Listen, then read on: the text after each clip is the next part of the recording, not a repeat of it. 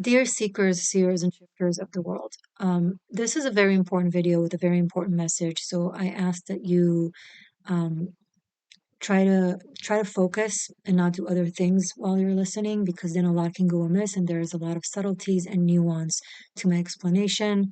And even if not, this needs to get to you. When it comes to the war in Israel right now, this is a war in the world right now, and I see a lot of people, especially in the spiritual community, associated or declare it to be a religious war, as if it's a war between two religions, aka Islam and Judaism. Could not be farther than the reality. Sorry. It is a superficial, dangerous way of looking at it that comes from a place that doesn't understand the reality, the geopolitical and spiritual reality of the region and what it all represents. How is that? How so? First of all, to say that would be saying that Palestinians, for example, represent Islam and Israel represents Judaism, and hence that's the fight. The Palestinian community, I'm not saying every single individual. Every time I say community, please understand that I'm speaking about the majority and the um, behavior as a collective. Okay, different people make different decisions and choose different things, but as a culture. Okay, so the Palestinian culture, especially their leadership, Hamas and other terror proxies that lead those people, is the radical expression of Islam. The Muslim world as a whole is very big. There's like 1.5 billion Muslims in the world. Most of them would not be caught dead with being associated with such atrocious um, behavior that aims to murder innocents. And associating all Muslim world with that and saying, oh, it's a war between Islam, that is Islamophobic, it is racist, it is wrong. It is offensive to good Muslims worldwide that are actually on the side of Israel, and many of them within Israel as Israeli Muslims, civilians, that are fighting with Israel and with the IDF right now. Yes, it is a radical portion of Islam that is being fought. It's not the whole of Islam, and there's a spiritual reason to that and a different explanation than just it's the religion. So that's in defense of most of the Muslim world. Now let's speak of Israel. In order for you to think that, or for someone to think that, it means they think that all of Israel is just Jews, and all the Jews there are just religious Jews. Judaism is a religion, secondly. But first and foremost, it's an ethnicity. Someone can be completely non-religious. They can be an atheist. They can be a Wiccan, a witch. They can be a Buddhist. They can be a Christian. They can be whatever belief system they want or don't want. It's not going to change their ethnicity if they're born Jewish. Hitler did not separate between a non-religious, non-believer, and a believer Jew. Did not matter. And it doesn't matter now. It is a land for all Jews to be safe, but it's not limited for Jews. We have many, many citizens that are Muslims, that are Christians, that are Buddhists, that are Wiccan. I grew up as a teenage witch over there, freely and happily, with a big community like that. And we also have atheists and non-religious and scientists. So what you need to understand is this is a war between light and moral values versus darkness and radicalism and hatred and desire to take over the world. You have Jews and Christians and Muslims and atheists alike in Israel and outside of Israel fighting these forces of radicalism, of radical fundamental Islam. Please understand the difference. And if you don't know the differences, you need to do your homework before you talk about it. It's really important. I know there's this culture of talking about things we don't understand because we all want to be heard. That's not how it works, honey, especially not in such really intense, meaningful situations. You don't have to help, but you are definitely not allowed to cause harm. And I hope you understand the difference. When you want to talk about fundamental radical Islam, you're talking about the Sharia laws and you're talking about the Caliphate. just to give you a very small example of what the Sharia laws look like, and then you're welcome to do your research and go down that rabbit hole so you understand the difference. One of the laws in the Sharia law says that a man is allowed to kill his wife because she disobeys him or he doesn't approve of her behavior. He doesn't need to prove anything. He doesn't need to showcase anything. If he said so, that's what it is. And if he killed her, that's what it is. That's the kind of society you want to fight for or be under? Okay, I reckon that no. So this is a war between light and shadow. Please comprehend that. You don't have to be Jewish to stand by Israel.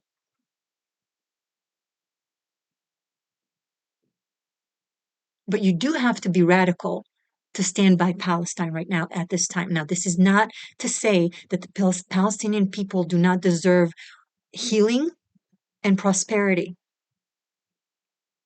but we can't help them by constantly enabling them.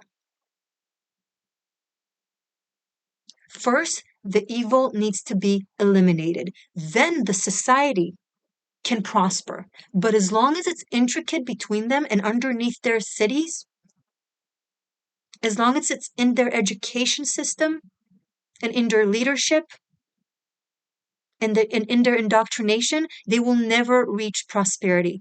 What kind of a future does a child have when they're shown caricature and children shows that teach them how to murder Jews?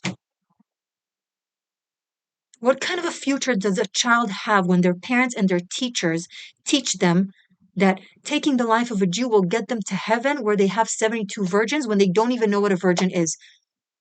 What kind of a future does that child have? You claim to care about these children? Stop messing around for the sake of your ego and for the sake of sounding good. You do not know what you're talking about.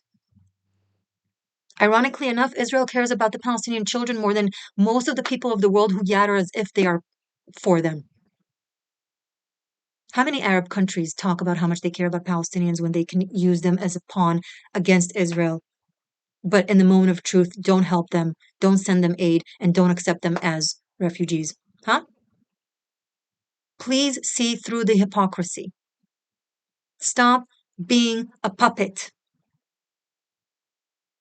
If you put aside your ego and your virtue signaling, you'll be able to see the truth and stand by virtue, true virtue. How does this all came to be? It's actually spiritually and cosmically a very powerful process of going into enlightenment and raising the frequency. It is a brutal, painful, bloody process, but nonetheless, it is that process. Now, I don't know how long you've been following me, if you've seen my 13th element from a few years ago about New Earth prophecy, where I speak about the Earth split, New Earth, Old Earth, a lot of the terminology that Dolores Cannon brought, and I really go into the detail of what it looks like. This right now is what it looks like. So if you want more context and more information, I really encourage you to watch that. It's on my 13th element playlist, New Earth prophecy, the Earth split.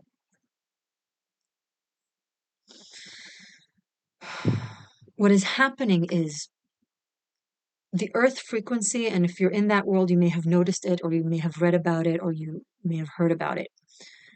The Earth frequency is rising significantly. A lot of light is being sent from other dimensions to Earth. Now, it sounds great. Okay, so how come there's so much suffering? Because when frequency rises or expands and more light is being embedded into also the lower layers of our existence and of our reality, it comes in complete contradiction to the dark frequency or to the condensed frequency. You can call it deceit, you can call it evil, you can call it devil, whatever belief system you have that has, terminology that fits that. But I'm not talking about darkness as like the feminine womb from which we find all wisdom. That's not the type of darkness I'm talking about. I'm talking good old terminology, darkness of plain evil. Okay? It has nothing to do with ethnicity. Has, has nothing to do with the specific religion you're born into. It has to do with your heart. Has to do with your spirit and on which side are you freaking on. Because in the middle, I will circle back to the process of raising the frequency and what I was going what I was about to say. And sorry, forgive me for speaking so passionately and strongly. I'm in it. I'm fighting in it as other spiritual teachers are dancing around it. So my energy is in it. And I don't play the bothism or the political correctnessism. So it means this is how I feel and this is where I'm at. It's not drama, it's truth.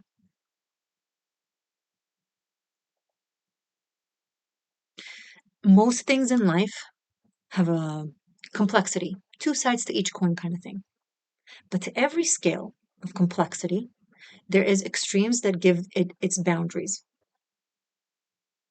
So yes, hurt people hurt and things can be healed and things are complex and there's two sides to every situation. Yeah, yeah, yeah. But then there's also absolute good and absolute evil, light and absolute darkness, angelic frequency and demonic frequency. And this is where we're at right now. You don't get to find yourself somewhere in the middle. You don't have that privilege. None of us do. I don't enjoy saying that. I prefer to be somewhere in the middle. It's easier to think that there's two sides to every coin. It's not as painful. It gives you hope, but it's not the reality. So I don't have the privilege to think like that or to speak like that. Neither do you. This is a point in time where you need to make a choice. Not because it's fun, not because it feels great, because it is what it is. And in this situation, we don't have complexity. We have good versus bad in the grand scheme of things. Right? Just to reiterate again, and I'm not going to reiterate it again because just understand it. There are individual Palestinians who are now working with Israel.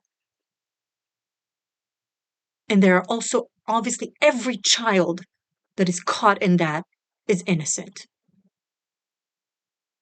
But take your head out of your own ass for a moment. You don't have the privilege to say, but what about? I wish we had that privilege. It's bigger. And when it comes to the bigger picture, even if they don't say it, there are many Palestinians who can't wait for Israel to eradicate Hamas because that's the only thing that can give them hope. And if they don't know it, they don't understand it. And it's your job, it's everyone's job to not enable someone's brainwash. It's to not enable someone's hatred, taught hatred, rather to help them snap out of it and get them closer to the moderate, loving, life-choosing place that they can be in. If you just stop dancing around who's at fault and start understanding who's really at fault. Iran is puppeteering all of it. Hezbollah, Hamas, Al-Qaeda, ISIS, it's all the same thing. It's radical fundamental Islam that seeks to take over the world. The Jews are first, but then the gays, and then the Christians. You think we're being dramatic? You don't know war, honey, and you don't know evil, and I'm envious of that. Until now, but now you don't have the privilege anymore. You've led a long life of not knowing war. Happy for you. I'm not being sarcastic, but now it's over. Because you need to understand that if this gets through us, it will get to you. It's already in the West with sleeping cells. Not so sleeping. You see them chanting in the streets by the thousands, by the hundreds of thousands. Terrifying. Alongside every Palestinian flag, there's an ISIS flag, there's a swastika, and there's a genocidal slogan being chanted. From calls to jihad, to intifada, to from the river to the sea, to Israel, Israel, you can't hide, we want Jewish genocide, to gas the Jews. These are the things that are being chanted in those demonstrations.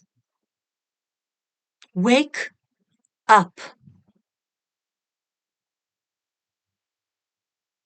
We have Muslim allies in the world that would not be caught dead in those rallies. While you, cute little student or Western, think to yourself, oh, they're freedom fighters. Wake up. We are fighting, all of us together, you and me, and Israel and our allies, are fighting the darkest forces of religion. Together, the light aspect of all belief systems, the love aspect of all belief systems, Jews, Christians, Muslims, Buddhists, Wiccas, witches, atheists, scientists, I don't care what or who you are. If your heart is in the right place, you are with us.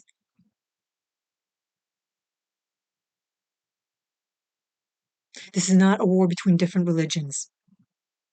This is not a war between white versus brown. If you think that, you're anti-Semitic. Most Jewish people are mixed or brown. We're not all white. Stop it. If you still think it's a matter of ethnicity versus ethnicity or religion versus religion, you are asleep. I don't care how much you think you're awake, you are asleep. And this video is not to bash you. It's not to be angry with you. I am angry, but it's not at you. I'm at you. I'm Okay, so you had the privilege to be asleep because you don't know the geopolitical history, the situation. You don't understand. You don't understand. You have the simplistic understanding of it due to your life circumstances. It's not your fault. I don't expect you to know everything about everywhere. But this is why I'm here, to get you into what it is. So please, if you're a spiritual teacher or if you're an astrologer, stop distorting the planets or the map of the sky in a way that to fit your biased opinion of how everything is equal.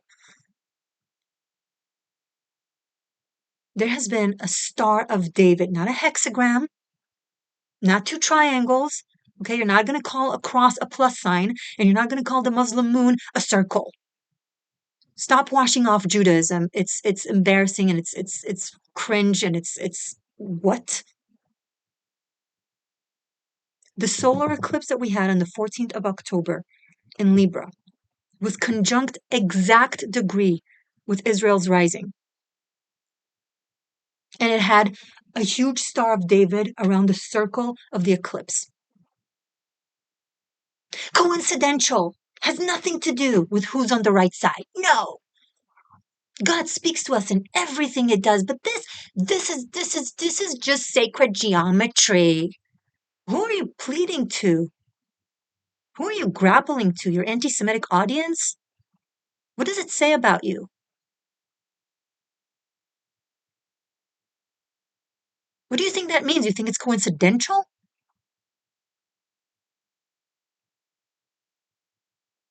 The Star of David is two triangles, one upward talking about the sky god, the oneness consciousness, and the lower triangle talking about Mother Nature and the earth and the elements, the masculine and the feminine coming together, the polarities coming together in unity.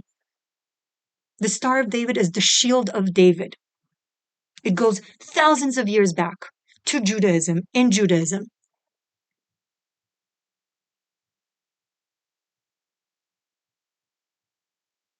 You're not going to wash off any other symbol of other faiths, right? Why are you washing off the Star of David? If you see someone doing that, please call them out. You don't get to do that to us right now. Well, you know why? Because you need us.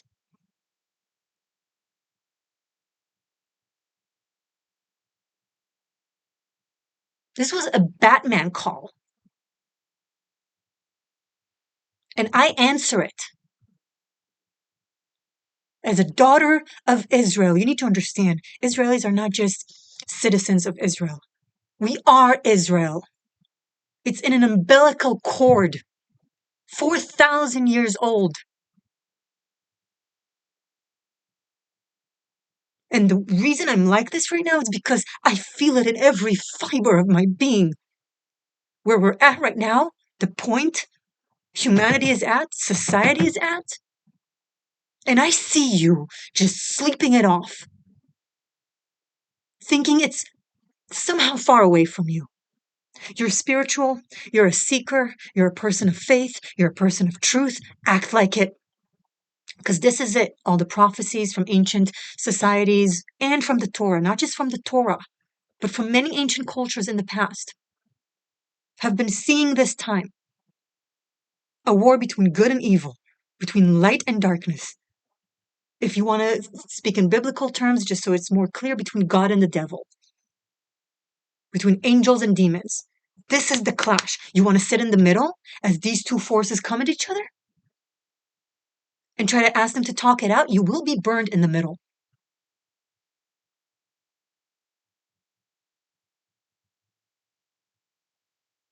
Do you understand me? Your middle is not safe. The fence that you're sitting on is not safe. You're not playing it safe. You're playing it cowardly. And here's the thing, throughout history, in all warfares, it's the cowards that went first. It's the cowards that died first.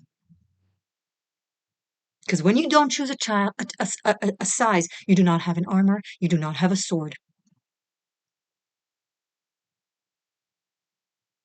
You're just waiting there like a sheep for slaughter. Useful fools for forces of evil. Your silence is cooperation with them. See, if Israel is the main fighter, or God forbid, the only fighter, by default, it's mostly Jewish people fighting, right? But here's the thing, we're a minority in the world. Less than 2% of Americans are Jews. And in the world, we're just 15 million, unlike billions of Muslims and billions of Christians. If you leave it up to us, you're going to lose.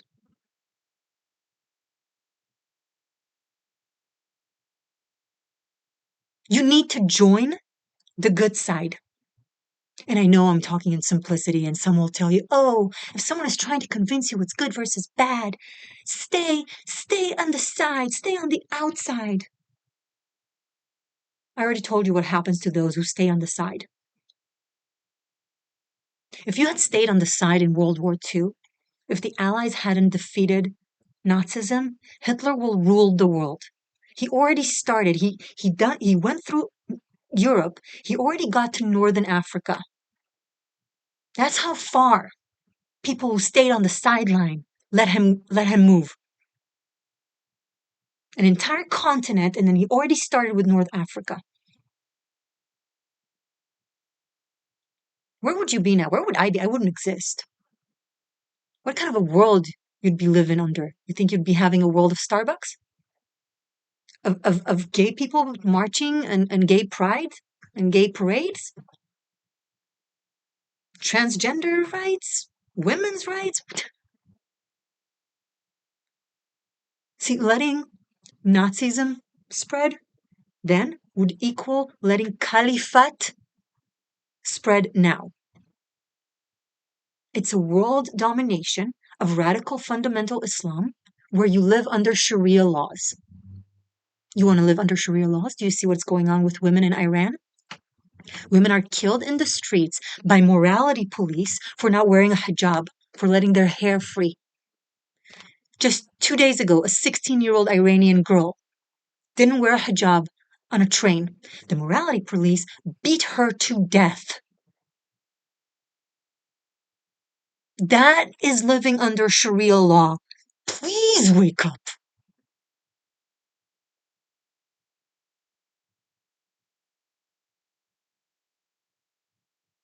I don't expect you to put on your boots and join the actual physical fight. But I do expect you that if you can't help, shut up. And if you want to help, start having moral clarity and being very vocal and very clear about who you're supporting. Stop with the nonsense of asking for ceasefire. Where you're living in such a la land. I want peace more than anyone in the world. You know why? Because I went through real wars. You want to talk about peace? You want to preach to people who went through wars what peace and the importance of peace is? Sometimes when you're peaceful, you create wars. And sometimes when you fight, you bring about peace. And that's what we're trying to do now. We're trying to fight to bring about peace for everyone, to stop innocent Palestinian children from being brainwashed into growing into psychotic murderers. Great future you're calling for them with this dumbass ceasefire. The fuck? Love it when people preach to Israel about caring about Palestinians. We've been doing more for Palestinians. whilst handling their call to our eradication than you could ever imagine in your 10 freaking lifetimes. But you don't know this, and that's okay. You don't need to know this. But now you need to know this. So I'm going to stop this video because I've been yelling at you long enough. I hope you got it. If you didn't get it by now, I can't help you. Have fun being on the other side. See you on the battlefield. Hope you don't encounter my freaking sword. But know that all of us are standing up for truth and justice against lies and deceit. Oh, bring me back. Thank you for bringing me back. So all the energy of light that is embedded into the earth now to raise the frequency. Darkness can no longer hide underneath. That's what happened in the time of the eclipse of Libra. Hamas just went up from their tunnels and into Israel and did what they did. And if you don't know what they did, what are you doing? And then the world got to see the truth about what Hamas is, what they want, and about the people who most of them, not all of them, elected them. Elected them. Sometimes leadership rises against the will of the people, and sometimes leadership rises from the people.